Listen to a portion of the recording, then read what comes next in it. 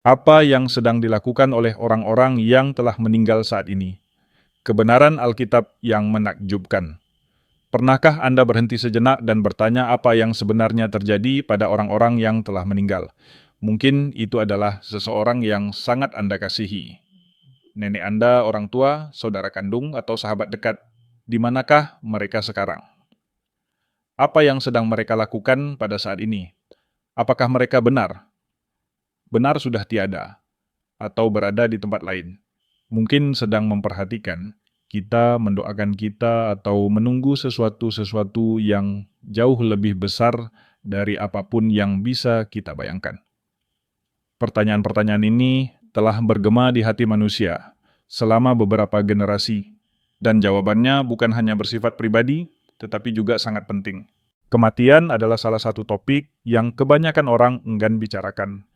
Jujur saja, membicarakan kematian bisa terasa tidak nyaman, menakutkan bahkan menekan ketika kita memikirkan apa yang terjadi saat kita menghembuskan napas terakhir. Namun inilah kabar baiknya, Alkitab tidak membiarkan kita menebak-nebak. Alkitab tidak diam mengenai hal ini, justru sebaliknya Alkitab memberikan wawasan yang mendalam dan penuh harapan tentang apa yang terjadi setelah kita mati. Dan hari ini kita akan menjelajahi jawaban. Jawaban itu bersama-sama. Jadi, jika Anda pernah bertanya-tanya di mana orang-orang yang Anda kasihi sekarang, atau jika Anda pernah memikirkan tentang kekekalan Anda sendiri, Anda berada di tempat yang tepat. Sekarang, izinkan saya bertanya kepada Anda.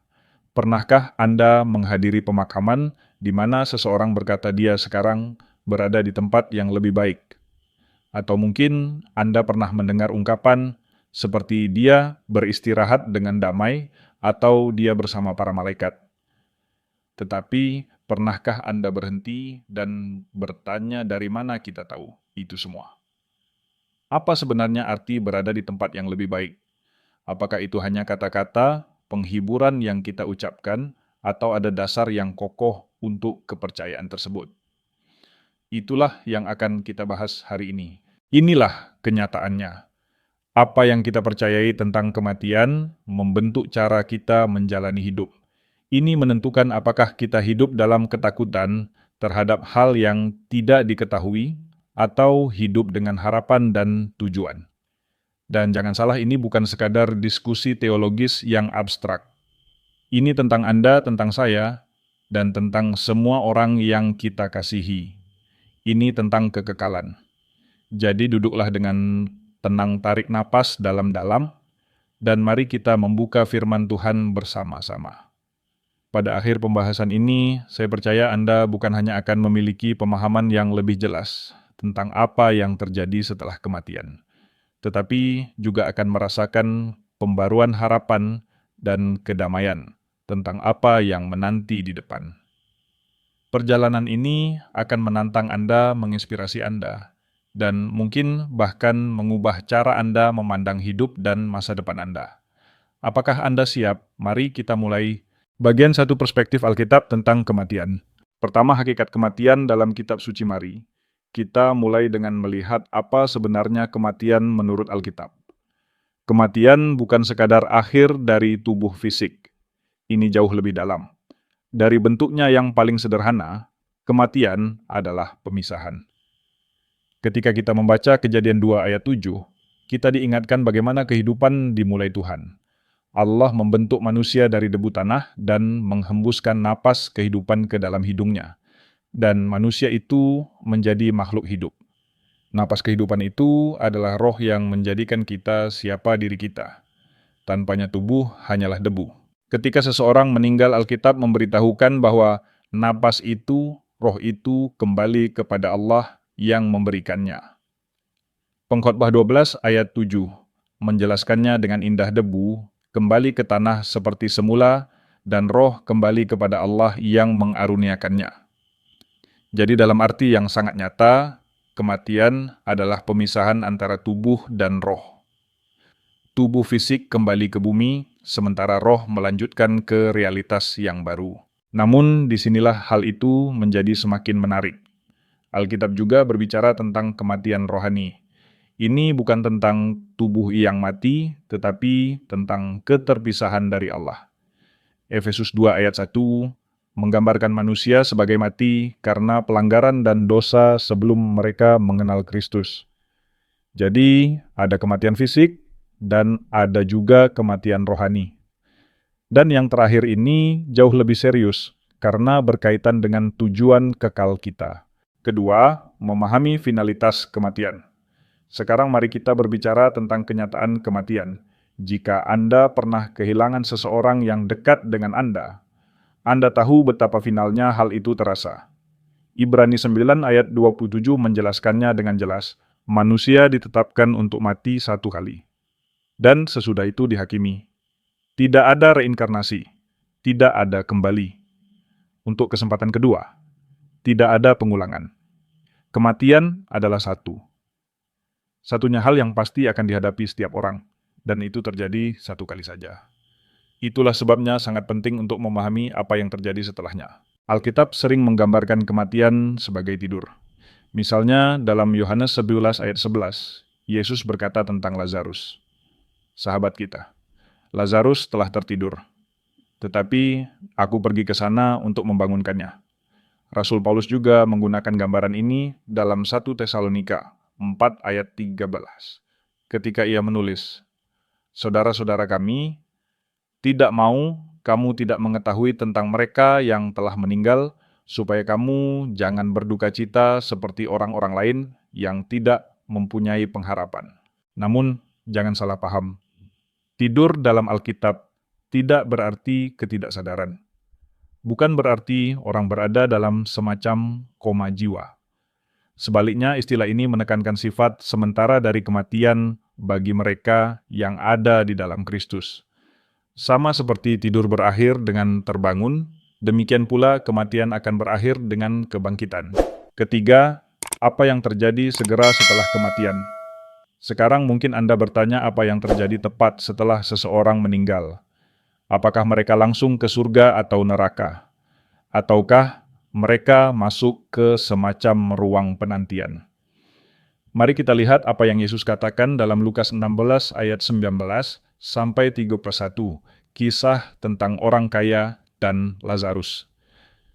Dalam perumpamaan ini, Lazarus seorang miskin meninggal dan dibawa oleh malaikat ke pangkuan Abraham, tempat penghiburan dan damai. Sebaliknya orang kaya yang hidup egois mendapati dirinya di Hades, tempat penderitaan. Kisah ini memberi kita gambaran yang jelas tentang dua pengalaman yang sangat berbeda setelah kematian. Dan yang paling mencolok adalah bahwa baik Lazarus maupun orang kaya itu sadar sepenuhnya. Mereka mengetahui keadaan mereka, lingkungan mereka, bahkan satu sama lain. Hal ini sejalan dengan apa yang Yesus katakan kepada penjahat disalib dalam Lukas 23 ayat 43. Sesungguhnya hari ini juga engkau akan ada bersama-sama dengan aku di Firdaus. Ini bukan janji yang jauh di masa depan, tetapi sesuatu yang langsung terjadi. Jadi, menurut Alkitab, ketika seseorang meninggal, mereka langsung menyadari keadaan kekal mereka. Bagi orang percaya itu, berarti berada di hadirat Allah. Bagi orang yang tidak percaya itu, berarti berada di tempat keterpisahan dari. Nya bagian 2, di mana orang mati berada sekarang. Pertama, surga rumah bagi orang benar. Mari kita mulai dengan pertanyaan yang paling penuh harapan. Apa yang terjadi pada mereka yang telah menaruh iman mereka kepada Yesus Kristus? Di manakah mereka sekarang? Alkitab memberikan jawaban yang sangat jelas. Mereka bersama Tuhan Rasul Paulus mengatakan dalam 2 Korintus 5 ayat 8, kami penuh kepercayaan dan kami lebih suka beralih dari tubuh ini untuk diam bersama Tuhan. Ini sungguh luar biasa. Saat seorang percaya meninggal rohnya, meninggalkan tubuh duniawi, dan langsung masuk ke hadirat Allah. Tidak ada penantian, tidak ada limbo, hanya sebuah peralihan seketika ke dalam kepenuhan kemuliaan Allah. Lalu seperti apakah surga itu? Wahyu 21 ayat 4 memberi kita gambaran tentang keindahannya. Ia akan menghapus setiap air mata dari mata mereka. Tidak akan ada lagi maut atau perkabungan, atau ratap tangis, atau rasa sakit, karena segala sesuatu yang lama telah berlalu. Bayangkan sejenak, tidak ada rasa sakit, tidak ada penderitaan, tidak ada luka batin. Surga adalah tempat damai dan sukacita yang sempurna, di mana orang percaya sepenuhnya dipersatukan dengan Sang Pencipta. Lalu, apa yang mereka lakukan di sana? Alkitab memberi kita beberapa petunjuk Wahyu 7 ayat 9 sampai 10, menggambarkan suatu kumpulan besar dari segala bangsa suku, kaum, dan bahasa berdiri di hadapan takhta Allah, dan menyembahnya penyembahan adalah salah satu aktivitas utama di surga. Dan itu bukan rutinitas yang membosankan, melainkan luapan sukacita dan ucapan syukur kepada Dia yang telah menebus kita. Wahyu 14 ayat 13 juga mengatakan bahwa orang benar beristirahat dari jerih lelah mereka. Dikatakan, berbahagialah orang-orang mati yang mati dalam Tuhan. Mereka akan beristirahat dari jerih lelah mereka, karena perbuatan mereka menyertai mereka. Bagi mereka yang telah memikul beban berat dalam hidup ini, surga adalah tempat peristirahatan yang dalam dan kekal. Namun itu belum semuanya. Orang benar di surga juga sedang menunggu penggenapan rencana Allah. Mereka menantikan kebangkitan tubuh dan penetapan terakhir. Kerajaan Allah Ibrani 12 ayat 1 bahkan menyebut mereka sebagai awan saksi yang besar yang mengisyaratkan bahwa mereka mungkin memiliki kesadaran tentang apa yang terjadi di bumi. Walaupun Alkitab tidak memberikan semua detail satu hal yang jelas. Surga adalah tempat sukacita, penyembahan, dan pengharapan akan apa yang akan datang. Kedua neraka, tujuan bagi orang yang tidak benar. Di sisi lain, Alkitab memberitahukan bahwa mereka yang mati tanpa Kristus mengalami realitas yang sangat berbeda. Walaupun ini adalah topik yang berat, kita harus membahasnya dengan kebenaran dan belas kasihan Yesus sendiri berbicara tentang neraka lebih sering daripada siapapun. Dalam Alkitab bukan untuk menakut-nakuti, tetapi untuk memperingatkan dan menawarkan jalan keselamatan. Dalam Lukas 16 ayat 23-24, kita melihat gambaran yang jelas tentang orang kaya di Hades. Dikatakan bahwa ia berada dalam penderitaan, ia melihat Abraham dari jauh dengan Lazarus di sisinya. Lalu ia berseru, "Bapa Abraham, kasihanilah aku, dan suruhlah Lazarus mencelupkan ujung jarinya ke dalam air dan menyejukkan lidahku, sebab aku sangat menderita dalam nyala api ini." Bagian ini menunjukkan bahwa neraka adalah tempat penderitaan yang disadari dan keterpisahan dari Allah. Orang kaya itu sepenuhnya sadar akan keadaannya. Ia mengingat kehidupannya di bumi. Ini adalah gambaran yang menyayat hati, tetapi juga peringatan yang serius tentang konsekuensi menolak Allah. Neraka digambarkan dalam banyak cara dalam kitab suci sebagai kegelapan yang paling gelap, ratap tangis, dan kertakan gigi, serta api yang kekal. Mungkin aspek yang paling tragis dari neraka adalah keterpisahan total dari Allah. 2. Tesalonika 1 ayat 9 mengatakan bahwa mereka akan menjalani hukuman kebinasaan kekal jauh dari hadirat Tuhan dan dari kemuliaan kekuatannya. Bayangkan terpisah sepenuhnya dari sumber kehidupan terang dan kasih. Itulah yang membuat neraka begitu mengerikan. Penting untuk dicatat bahwa neraka tidak diciptakan untuk manusia. Matius 25 ayat 41 mengatakan bahwa neraka dipersiapkan bagi iblis dan malaikat-malaikatnya.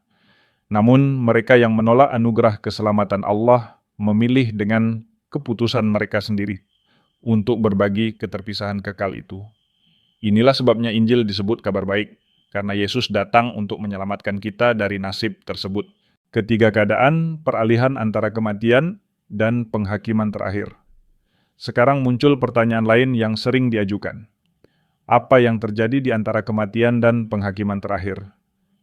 Alkitab mengajarkan bahwa ada keadaan peralihan, yaitu tempat sementara, bagi jiwa sebelum kebangkitan dan penghakiman akhir. Dalam Perjanjian Lama, tempat ini sering disebut sebagai Sheol, yaitu alam orang mati. tempat orang benar dan orang fasik menantikan tujuan akhir mereka. Dalam Perjanjian Baru digunakan kata Yunani Hades dan Yesus memberikan kejelasan tentang sifatnya. Dalam Lukas 16 Hades memiliki dua bagian yang berbeda.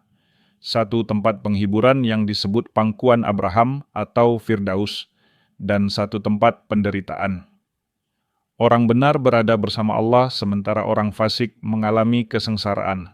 Kita juga melihat hal ini dalam perkataan Yesus kepada penjahat disalib dalam Lukas 23 ayat 43. Hari ini juga engkau akan ada bersama aku di Firdaus. Firdaus adalah istilah untuk hadirat Allah, tempat damai dan sukacita bagi orang percaya. Sebaliknya orang kaya dalam Lukas 16 menunjukkan penderitaan bagi mereka yang mati tanpa Kristus. Keadaan peralihan ini bukan tujuan akhir Alkitab. Dengan jelas mengatakan bahwa hari kebangkitan dan penghakiman akan datang. Wahyu 20 ayat 12-15 menggambarkan penghakiman takhta putih besar ketika orang mati dihakimi menurut perbuatan mereka. Inilah saat pemisahan terakhir terjadi. Orang benar disambut ke langit dan bumi, yang baru sementara orang fasik dilemparkan ke lautan api. Sampai hari itu, tiba orang mati sudah mengalami pendahuluan dari tujuan kekal mereka. Bagi orang percaya, ini adalah masa sukacita dan peristirahatan dalam hadirat Allah. Bagi orang yang tidak percaya, ini adalah masa penyesalan dan penderitaan. Keadaan peralihan mengingatkan kita bahwa pilihan yang kita buat dalam hidup ini memiliki konsekuensi kekal. Bagian 3. Apa yang sedang dilakukan orang mati saat ini? Pertama, orang benar yang telah meninggal sedang menyembah, beristirahat, dan menantikan penggenapan janji Allah. Pertanyaan yang sering muncul adalah, apa sebenarnya yang sedang dilakukan oleh orang-orang percaya yang telah meninggal saat ini? Terutama ketika kita memikirkan orang-orang terkasih yang telah pergi bersama Tuhan. Syukurlah Alkitab memberikan gambaran yang cukup jelas tentang keadaan mereka. Satu hal yang pasti, orang benar yang telah meninggal berada dalam hadirat Allah, dan mereka sedang menyembah. Wahyu 7 ayat 9-10 menggambarkan sebuah pemandangan yang luar biasa. Setelah itu aku melihat sesungguhnya suatu kumpulan besar, orang banyak yang tidak dapat terhitung. Banyaknya dari segala bangsa, dan suku, dan kaum, dan bahasa berdiri di hadapan takhta, dan di hadapan anak domba. Mereka memakai jubah putih dan memegang daun-daun palem di tangan mereka. Dan mereka berseru dengan suara nyaring, keselamatan bagi Allah kami yang duduk di atas takhta dan bagi anak domba. Ayat ini melukiskan orang percaya dari seluruh dunia yang berkumpul bersama dalam penyembahan yang penuh sukacita di hadapan Allah. Penyembahan ini bukanlah kewajiban yang dipaksakan, melainkan penggenapan kerinduan terdalam mereka untuk berada bersama Sang Pencipta dalam kemuliaannya. Selain menyembah, orang benar yang telah meninggal juga sedang beristirahat. Wahyu 14 ayat 13 mengatakan, berbahagialah orang-orang mati yang mati dalam Tuhan. Mereka akan beristirahat dari jerih lelah mereka, karena perbuatan mereka menyertai mereka. Kehidupan di dunia ini penuh dengan kerja keras, penderitaan, dan kelelahan baik secara fisik maupun emosional. Namun bagi orang percaya, kematian membawa mereka ke dalam peristirahatan yang kekal di hadirat Allah. Peristirahatan ini bukan berarti ketidakaktifan. Ini adalah kedamaian yang mendalam di tingkat jiwa. Sebuah keadaan di mana tidak ada lagi beban dosa, rasa bersalah, rasa sakit, atau pergumulan. Orang benar akhirnya mengalami ketenangan sejati, karena mereka sepenuhnya bersatu dengan Kristus. Namun ada satu hal lagi yang dilakukan oleh orang benar yang telah meninggal, yaitu menunggu. Mereka sedang menantikan penggenapan terakhir dari rencana Allah, kebangkitan tubuh dan pendirian kerajaan Allah secara penuh. Wahyu 6 ayat 9-11 memberikan gambaran yang menarik tentang para martir di surga yang berseru kepada Allah dan berkata, sampai bila manakah ya penguasa yang kudus dan benar? Engkau tidak menghakimi dan membalaskan darah kami kepada mereka yang diam di bumi. Ini menunjukkan bahwa bahkan di surga ada kesadaran bahwa rencana Allah belum sepenuhnya diselesaikan. Mereka tidak bersungut-sungut atau tidak sabar, tetapi dengan penuh harapan menantikan hari ketika Allah akan memperbarui segala sesuatu dan menegakkan keadilannya secara sempurna. Kedua orang fase yang telah meninggal berada dalam penderitaan dan keterpisahan. Sementara orang benar mengalami sukacita, beristirahatan, dan pengharapan. Alkitab menggambarkan keadaan yang sangat berbeda bagi orang fasik yang meninggal. Seperti yang telah kita lihat dalam Lukas 16. Orang kaya berada dalam penderitaan. Ia sepenuhnya sadar akan keadaannya, menyadari rasa sakit yang ia alami, dan kerinduannya akan kelegaan. Ia bahkan memohon agar Lazarus mencelupkan ujung jarinya ke dalam air untuk menyejukkan lidahnya. Ini menunjukkan dengan jelas bahwa orang fasik yang telah meninggal tidak berada dalam keadaan tidak sadar.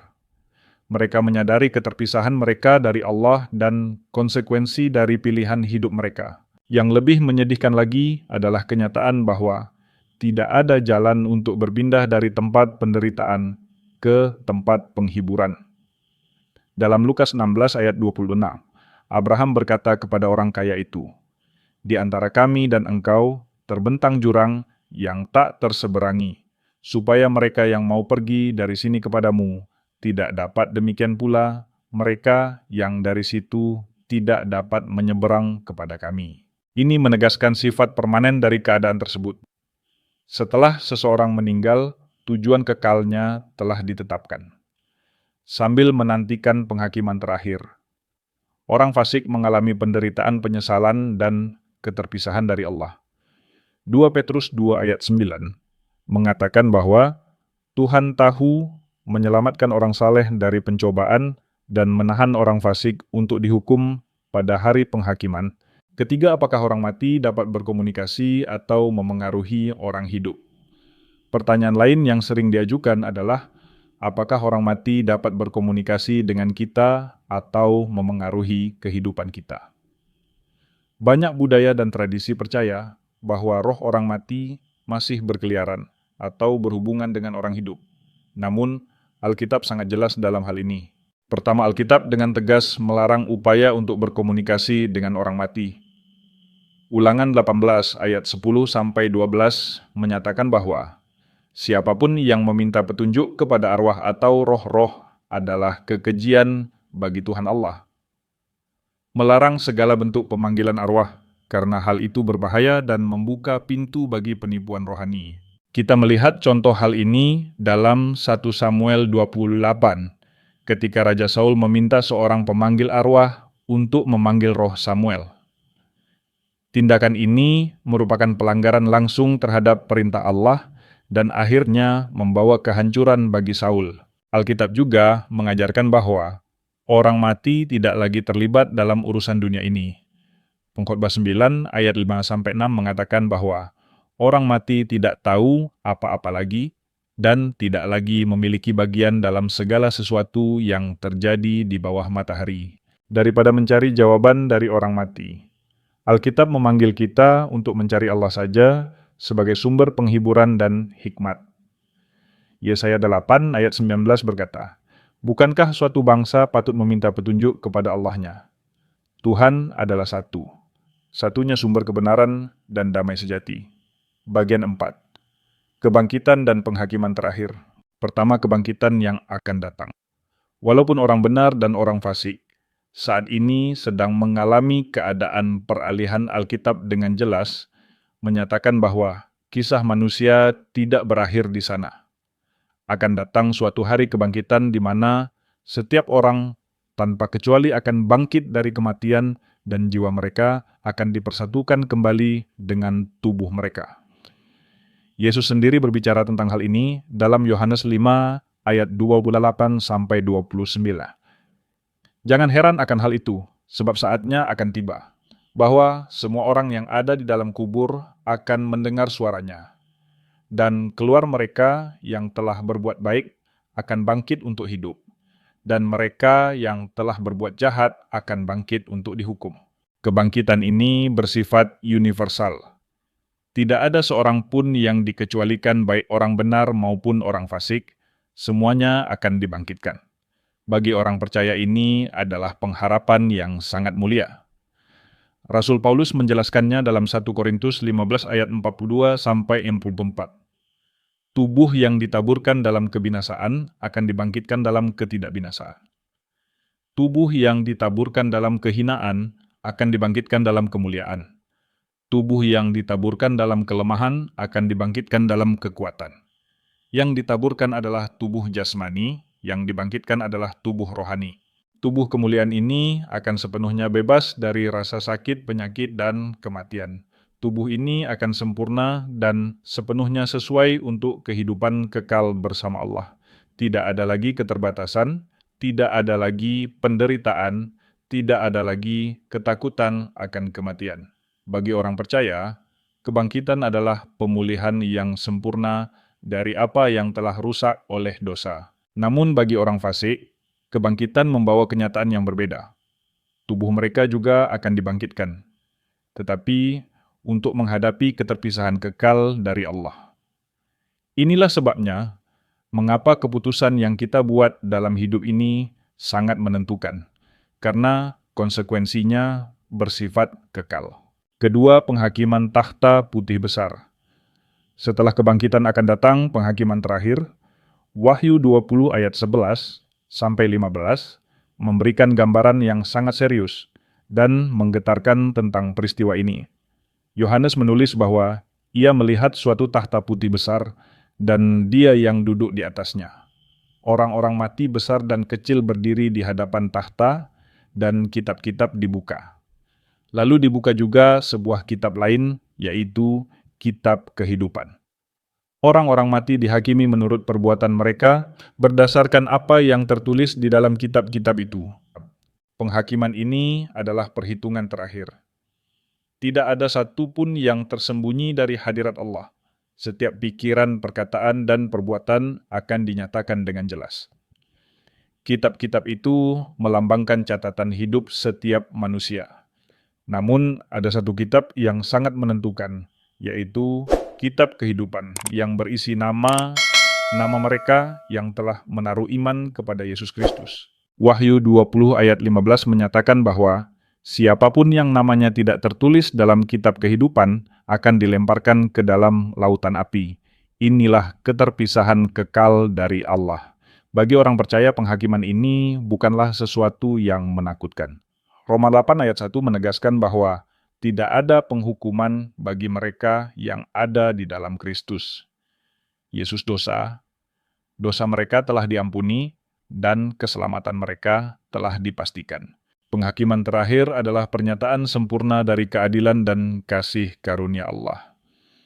Allah menunjukkan bahwa Ia adil dalam menghukum dosa dan penuh belas kasihan dalam menyelamatkan mereka yang percaya kepadanya. Ketiga langit dan bumi yang baru. Setelah kebangkitan dan penghakiman Allah akan menggenapi rencana penebusannya dengan menciptakan langit dan bumi yang baru. Wahyu 21 ayat 1-3 berkata bahwa Yohanes melihat langit yang baru dan bumi yang baru, karena langit yang pertama dan bumi yang pertama telah berlalu. Ia juga mendengar suara yang nyaring dari takhta berkata, "Lihatlah, kemah Allah ada di tengah-tengah manusia, dan Ia akan diam bersama dengan mereka." Inilah puncak dari rencana Allah, hubungan yang kekal dan tidak terputus antara Allah dan umatnya. Langit dan bumi yang baru akan menjadi tempat yang sepenuhnya bebas dari dosa, penderitaan, dan kerusakan yang kita alami di dunia yang jatuh ini. Wahyu 21 ayat 4 memberikan janji yang sangat menghibur. Allah akan menghapus segala air mata dari mata mereka, dan tidak akan ada lagi maut, perkabungan ratap tangis, atau rasa sakit. Mungkin ada yang bertanya mengapa perlu ada bumi yang baru. Bukankah surga sudah cukup? Jawabannya terletak pada keindahan rencana Allah. Ia bukan hanya menebus jiwa manusia, tetapi juga memulihkan seluruh ciptaan. Roma 8 ayat 21 mengatakan bahwa ciptaan akan dibebaskan dari perbudakan kebinasaan dan masuk ke dalam kemerdekaan kemuliaan anak-anak Allah. Bumi yang baru akan menjadi wujud nyata dari ciptaan yang telah dipulihkan, tempat di mana umat Allah akan hidup, melayani, menyembah, dan menikmati hadiratnya selama-lamanya. Wahyu 22 ayat 3-5 menggambarkan bahwa hamba-hamba Allah akan melayani. Dia melihat wajahnya dan memerintah bersamanya sampai selama-lamanya. Langit dan bumi yang baru mengingatkan kita bahwa kematian bukanlah akhir bagi orang percaya. Kematian adalah pintu menuju kekekalan yang mulia, di mana Allah sendiri akan diam bersama umatnya untuk selamanya. Bagian 5, pelajaran bagi orang yang masih hidup. Pertama, pilihan kekal memiliki konsekuensi kekal. Setelah kita menelusuri apa yang Alkitab ajarkan tentang keadaan orang mati, pertanyaan terpenting yang tersisa adalah, apa artinya semua ini bagi kita yang masih hidup? Alkitab menyampaikan satu kebenaran dengan sangat jelas, pilihan yang kita buat selama hidup di dunia ini akan menentukan tujuan kekal kita. Tidak ada kesempatan kedua setelah kematian. Ibrani 9 ayat 27 menyatakan bahwa manusia ditetapkan untuk mati satu kali. Dan sesudah itu menghadapi penghakiman kehidupan ini adalah satu-satunya kesempatan kita untuk merespons kasih karunia Allah. Pikirkan kembali perumpamaan tentang orang kaya dan Lazarus dalam Lukas 16. Orang kaya itu memohon hanya setetes air, tetapi ia tidak dapat menyeberangi jurang besar yang memisahkannya dari Lazarus. Nasibnya telah ditetapkan Yesus menceritakan kisah ini bukan untuk menakut-nakuti kita, melainkan untuk menyadarkan kita akan realitas kekekalan. Ini adalah peringatan bahwa setiap hari yang kita jalani adalah kesempatan untuk menyelaraskan hidup kita dengan kehendak Allah dan menerima keselamatan yang Ia tawarkan melalui Yesus Kristus. Matius 7 ayat 13-14 juga memberikan peringatan yang serius. Masuklah melalui pintu yang sempit, karena lebarlah pintu dan luaslah jalan yang menuju kebinasaan, dan banyak orang masuk melaluinya. Tetapi sempitlah pintu, dan sesaklah jalan yang menuju kehidupan, dan sedikit orang yang mendapatinya. Jalan yang sempit menuntut iman kepada Kristus, ketaatan kepada firman-Nya, dan kehidupan yang mencerminkan kasih dan kebenarannya. Taruhannya sangat besar. Kehidupan kekal atau keterpisahan kekal dari Allah. Kedua, pengharapan dan penghiburan bagi orang percaya. Bagi mereka yang telah menaruh iman kepada Kristus, ajaran Alkitab tentang kematian membawa pengharapan yang mendalam. Kita tidak perlu takut akan kematian, karena Yesus telah mengalahkannya. 1 Korintus 15 ayat 55-57 menyatakan, dengan apakah maut memperoleh kemenangan? Dengan apakah maut memperoleh sengat? Sengat maut ialah dosa dan kuasa dosa ialah hukum Taurat. Tetapi syukur kepada Allah yang telah memberikan kepada kita kemenangan oleh Yesus Kristus Tuhan kita. Bagi orang percaya, kematian bukanlah akhir, melainkan awal dari kehidupan kekal bersama Allah. Selain itu, kita memiliki penghiburan bahwa kita akan dipersatukan kembali dengan orang-orang terkasih yang telah meninggal di dalam Kristus. 1 Tesalonika 4 ayat 3-18 mengingatkan kita untuk tidak berduka cita seperti mereka yang tidak memiliki pengharapan. Rasul Paulus menulis bahwa Tuhan sendiri akan turun dari surga, dan orang-orang mati dalam Kristus akan bangkit terlebih dahulu. Janji ini sungguh indah. Suatu hari kita akan bertemu kembali dengan orang-orang yang kita kasihi, dan bersama-sama dengan Tuhan untuk selama-lamanya. Pengharapan ini bukan hanya untuk masa depan, tetapi juga memberi kekuatan bagi kita hari ini. Mengetahui bahwa kekekalan kita aman, memberi kita keberanian dan kedamaian untuk menghadapi tantangan hidup. Filipi 1 ayat 21 menyatakan, bagiku hidup adalah Kristus dan mati adalah keuntungan. Baik hidup maupun mati, kita adalah milik Kristus, dan kebenaran ini mengubah segalanya. Ketiga, bagaimana mempersiapkan diri untuk kekekalan. Sekarang mari kita bersikap praktis jika kekekalan itu nyata dan Alkitab menunjukkan bahwa itu memang nyata. Bagaimana seharusnya kita menjalani hidup kita hari ini? Bagaimana kita mempersiapkan diri untuk kekekalan? Langkah pertama dan terpenting adalah menaruh iman kepada Yesus Kristus.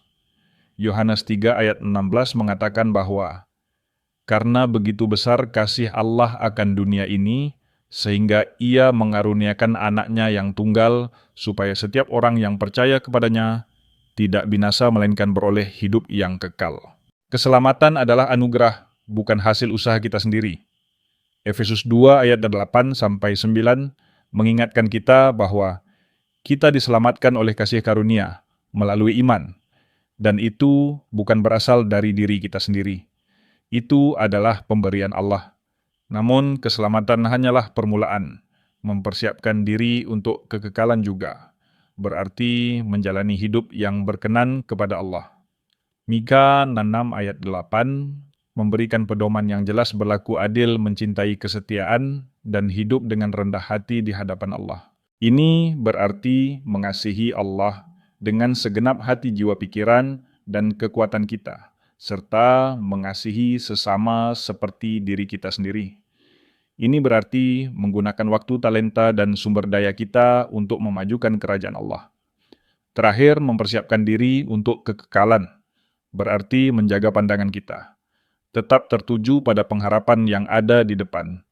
Kolose 3 ayat 1-2 menasihati kita untuk memikirkan perkara-perkara yang di atas, bukan yang di bumi. Ketika kita hidup dengan perspektif kekal, cara pandang kita berubah sepenuhnya. Kita tidak lagi mengejar kesenangan sementara, atau terjebak dalam kekhawatiran dunia ini. Sebaliknya, kita berfokus pada apa yang sungguh. Berarti hubungan kita dengan Allah, dan tujuannya bagi hidup kita. Bagian 6 meluruskan mitos umum tentang kematian. Pertama, apakah manusia menjadi malaikat setelah meninggal?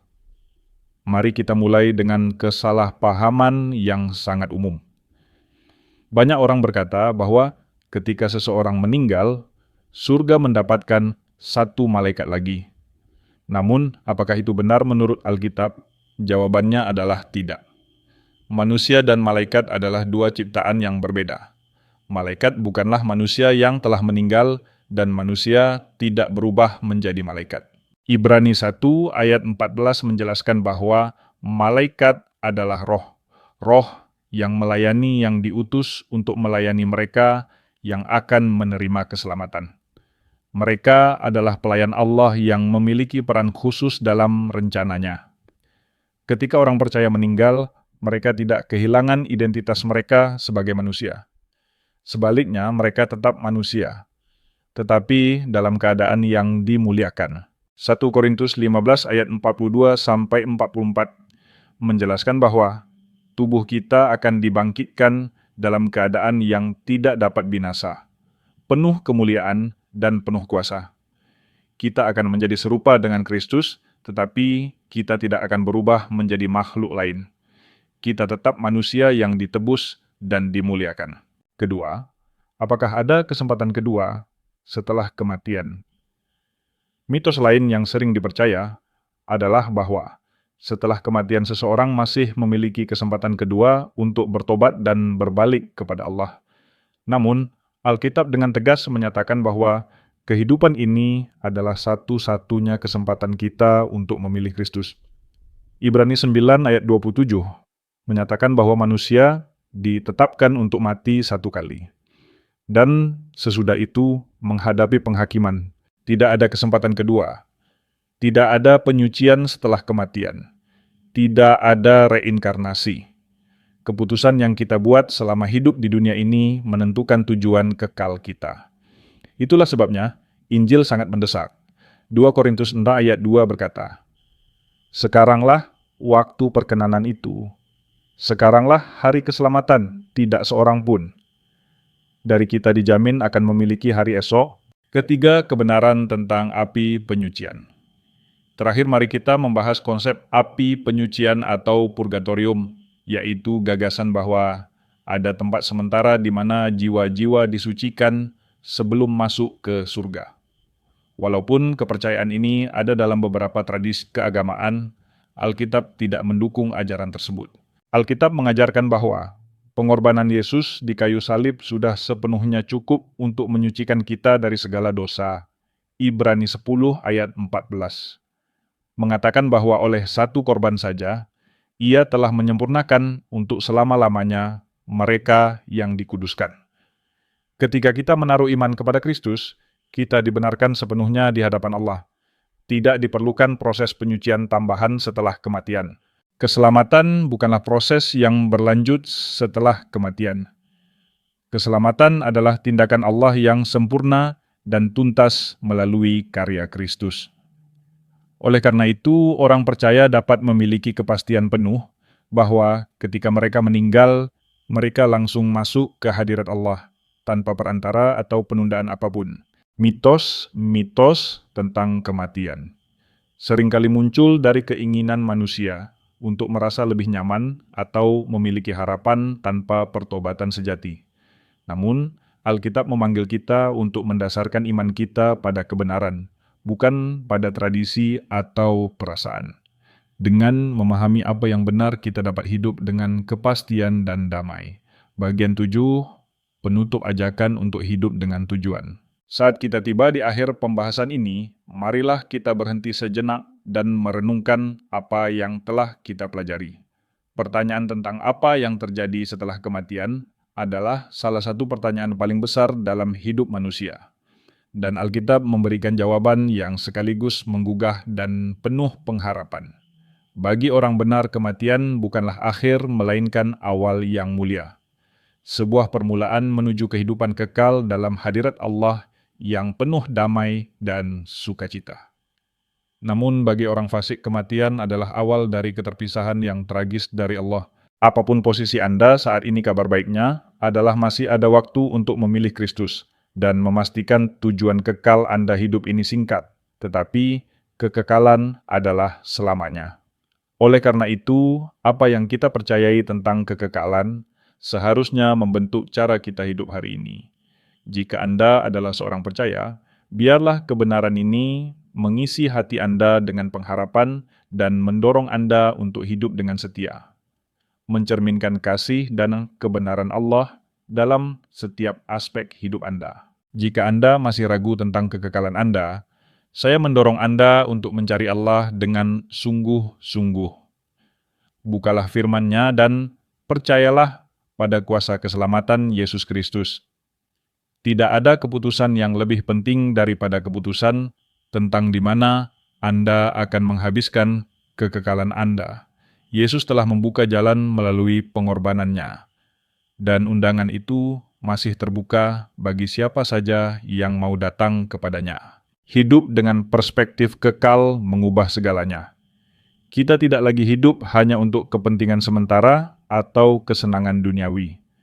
Kita hidup dengan tujuan yang lebih tinggi, menyadari bahwa setiap tindakan, setiap pilihan, dan setiap hari memiliki makna kekal. Ketika kita memahami bahwa hidup ini adalah persiapan untuk kehidupan yang akan datang, kita mulai menghargai waktu hubungan dan panggilan Allah dengan cara yang baru. Pada akhirnya, harapan terbesar orang percaya adalah janji bahwa suatu hari kita akan berdiri di hadapan Allah tanpa rasa takut. Kita akan melangkah ke dalam hadirat Sang Pencipta dengan damai dan mendengar kata-kata yang paling kita rindukan dilakukan dengan baik, hamba yang baik dan setia. Keyakinan inilah yang memberi arti pada hidup kita. Saat ini menguatkan kita di tengah penderitaan dan memberi kita keberanian untuk menghadapi kematian, bukan dengan ketakutan, tetapi dengan damai dan penuh pengharapan.